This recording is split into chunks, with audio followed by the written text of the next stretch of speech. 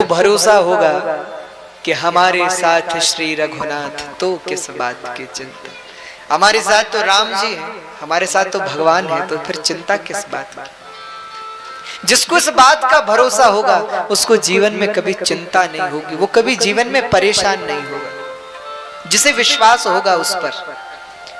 चिंता केवल वो करते हैं जिन्हें भगवान पे भरोसा नहीं होता, जिन्हें भगवान पे विश्वास नहीं होता। और हम निश्चय से कह रहे हैं भैया, जिसे भगवान पे विश्वास होता है भगवान कभी उसके विश्वास को टूटने नहीं देते। लेकिन हम लोग विश्वास करते हैं किस पे? घर वालों पे, परिवार वालों पे, रिश्तेदारों पे, इन पे भरोसा करते, भगवान पे नहीं करते। इसीलिए करना ही है तो विश्वास किस पे करो? अरे द्रौपदी च परित्राता येन कौरव कश्मलात्। द्रौपदी ने किस पे भरोसा किया, किस पे विश्वास किया? 5 पति थे द्रौपदी के। कितने? द्रौपदी को लगता था कि क्या मैं भी कभी संकट में आऊंगा। अरे जिस स्त्री का एक पति हो वो स्त्री आप अपने को इतना सुरक्षित मानती, मेरे 5 और कोई सामान्य निर्बल नहीं।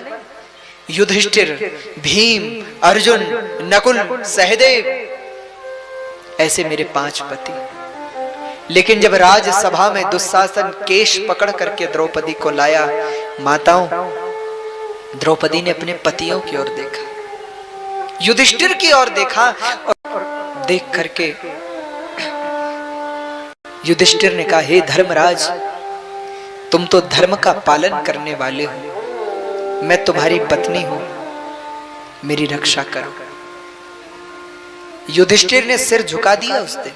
सुन लो, सिर झुका दिया। भीम की ओर देखा, अरे भीम, तुम जैसा तो कोई गदाधारी नहीं, तुम जैसा तो कोई बलवान नहीं, अरे वायु के पुत्र हो, हनुमान जी के भाई हो, क्योंकि श्री हनुमान जी भी पवन तनय हैं, पवन पुत्र हैं, और तुम भी पवन पुत्र हो, इसलिए इस रिश्ते से उनके भाई लगते हो। अरे भीम, तुम तो हमसे इतना प्रेम करते हो, क्या आज हमारी रक्षा नहीं करोगे? महाराज भीम ने सिर झुका लिया। अर्जुन की ओर देखा, अर्जुन की ओर देखकर रोते हुए द्रौपदी ने कहा, अरे अर्जुन, तुम मुझे स्वयंवर से जीत करके लाए, वर करके लाए, मुझसे विवाह करके लाए, मैंने तुम्हारा वर्ण किया, क्या आज तुम मेरी रक्षा नहीं करोगे? अर्जुन का सिर झुक गया। नकुल सहदेव से कहा, उन्होंने सिर झुका लिया। द्रौपदी ने कहा, चलो पति रक्षा नहीं करते, कोई बात नहीं, अभी तो दादाजी है ना, भीष्म है ना, ये रक्षा करेंगे। भीष्म की ओर देखा, महाराज मैं आपकी पुत्रवधू हूं, मैं आपके बहू हूं, मेरी रक्षा कीजिए, मेरी लाज बचाइए। कहते महाराज आज भीष्म जी ने सिर झुका लिया, कुछ नहीं कर सके।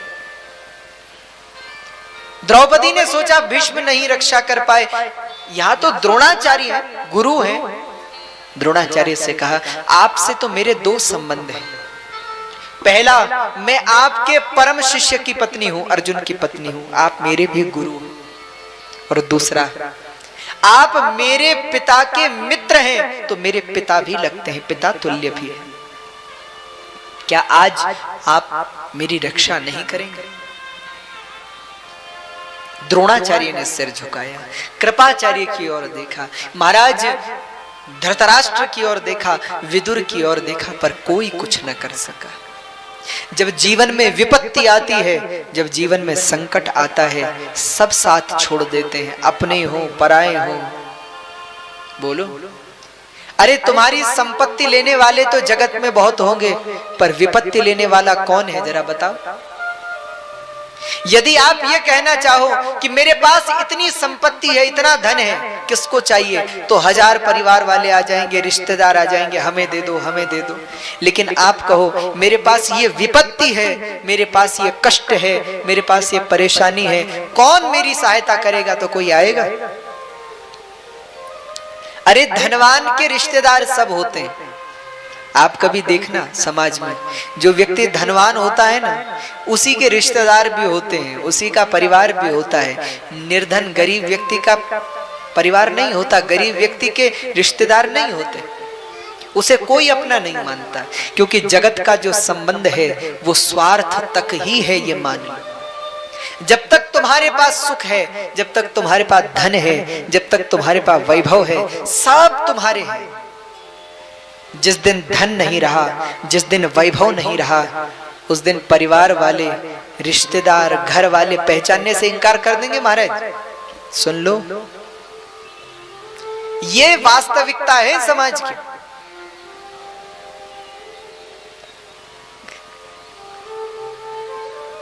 यहां जगत में रिश्तेदारी धन तक ही है, उससे आगे नहीं।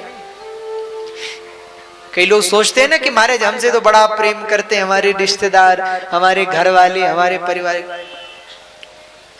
प्रेम तो इससे है, बस मानो ना मानो। आज धन है तो आज सब है, कल नहीं होगा, कोई नहीं होगा। अरे और तो रिश्तेदारों की तो महाराज छोड़ दो, आपके जो परिवार वाले हैं ना, जिनके लिए कमा रहे हो, जिनके लिए काम कर रहे हो, जिनके लिए पूरा जीवन लगा रहे हो, वो भी स्वार्थ के संबंधी हैं। सुनने में बहुत बुरा लगता है कि महाराज ऐसा कैसे कह रहे हैं।